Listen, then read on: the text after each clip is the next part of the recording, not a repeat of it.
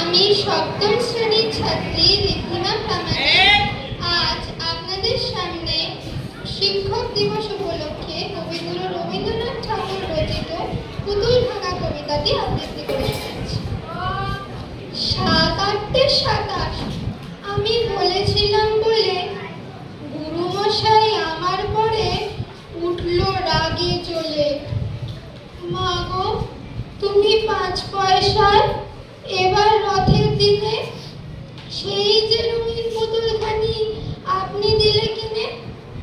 খাতার নিচে ছিল ঢাকা, দেখালে এক ছেলে। গুরুমশাই রেগে মেগে ভেঙে দিলেন ফেলে।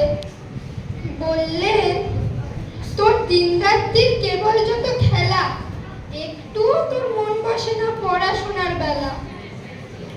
মা গো, আমি জানাই কাকে? ওর কি গুরু আছে? আমি যদি নালিশ করি এক্ষুনি তার কাছে।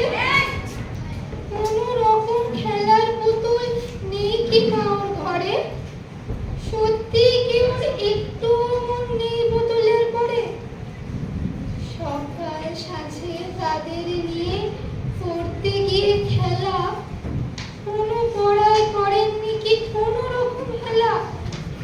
ওর যদি সেই পুতুল নিয়ে ভাঙেন কেউ রাগে, বল দেখি মা।